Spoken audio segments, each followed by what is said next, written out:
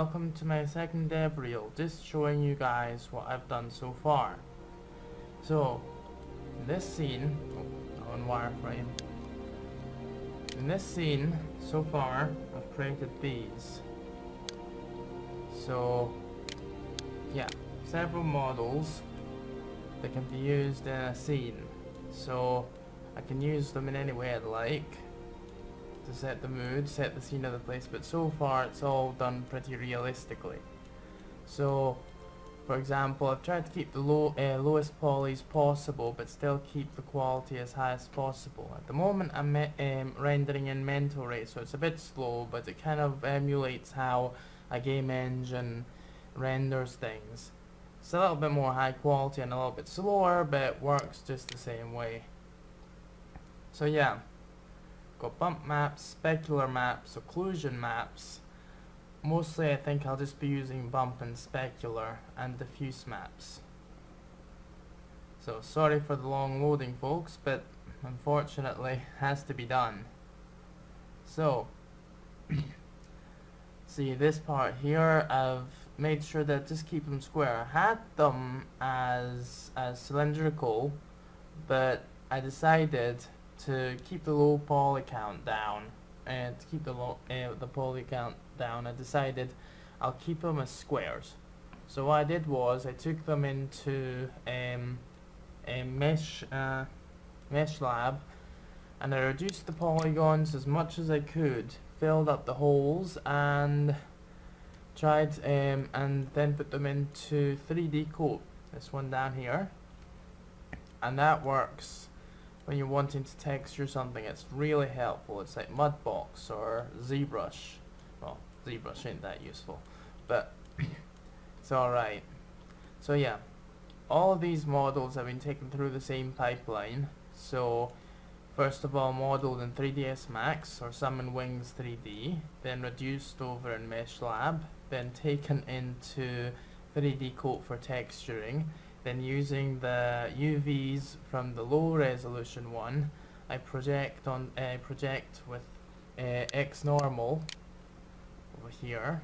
X normal. I project the high resolution to the low resolution, and that makes the models look as smooth as they do when they're rendered.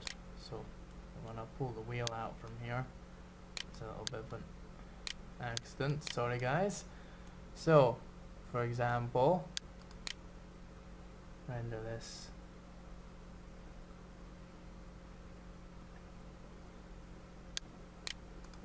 Screw it. Alright, hold on. Try and get this a little bit close up so you can see. So yeah, this is a normal diffuse texture over the top. I've not enabled bump maps in my rendering in my current view at the moment. I thought that would be wouldn't work.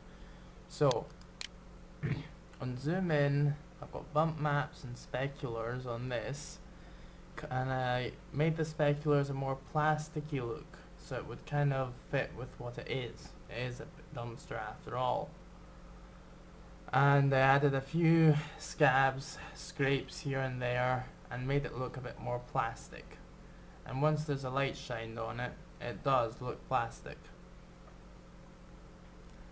So that's that one. So there's the walls as well. They've all been done with the same pipeline in mind. Taken into Mesh Lab. I also did this little thing in Mesh Lab. Kind of proud of this one, because you're not going to believe how many polys it was as it started out. But now it's at least a little bit tolerable. UDK will be able to manage with this one. So it's a lot lower poly, and it still looks okay, and from a distance, since the player is not going to see it that well, it's going to look fine. I'm still keeping in mind to keep the draw calls down. So most of these objects, even though they're going to be replicated a lot, I'm going to try and use UDK's the texture combiner to make it a whole one texture environment. Sure, it'll be a bigger texture, but it should fix the problem about draw calls. As for as for texture resolutions, all the textures you see here are 512 by 512, and they are also there's also a backup of a 256 by 256, which looks just as good, if not kind of better when the bump maps are applied, and renders a heck load faster. Then that opens up the gates for occlusion mapping and all the rest, which could be quite handy later on. As for now, the current works in progress I have are still, I'm working in Wings 3D to model out the front of a warehouse door. As you can see here, it's getting there. I'm now putting the UV map together, and since it's going to be a rather small UV map, I'm overlapping the UVs, as you can see here. So this part, for example, is, I think, yep, the front. Select all of these. You'll see I've got an entire set selected. Then there's these in the middle, which are the ends of each one, and I can put them together and put a texture on them of the slatting, metal slatting, and it should look kind of repetitive, but it should work. Then I'll put a detail texture over that.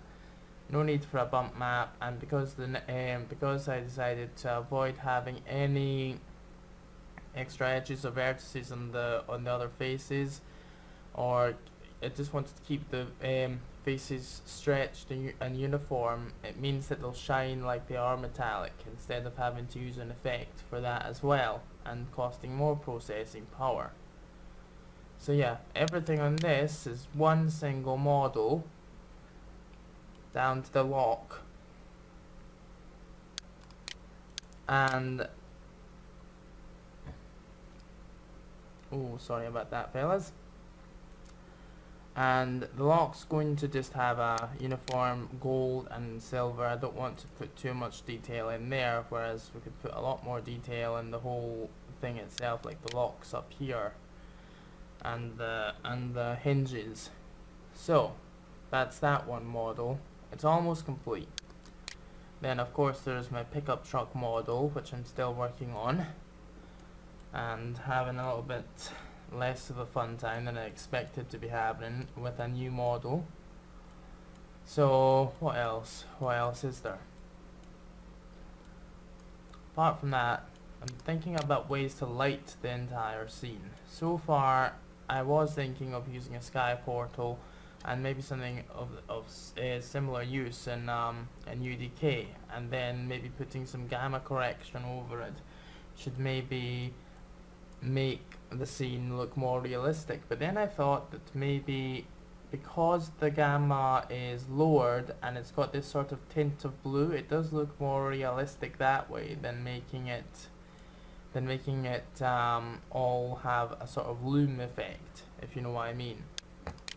Now, for this entire scene, that's minus these 3 planes, so minus 3, our poly count is 2000.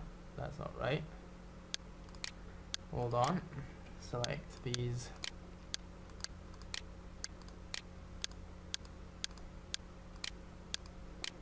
All.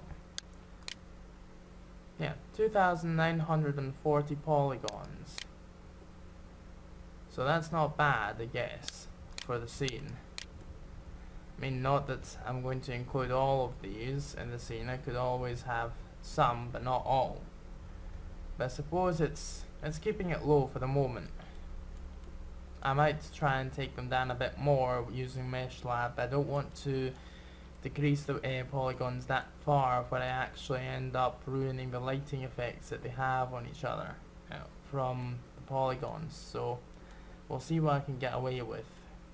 As you can see with this, I've just overlapped polygons and stretched a few in order to make the scrapes down the inside. I thought it'd be better than actually taking a whole chunk of the UV map in order to detail this. If I just draw a dot and stretch the polygon, it's going to have the same effect and nobody's going to be looking in there anyway. So that's my dev reel so far. That's what I've created so far, plus the other things that I'm working on. So if you have any questions, let me know, and if you'd like to know how to create things in a 3D coat or XNormal or Mesh Lab, let me know. And thanks very much for watching. Thanks, fellas.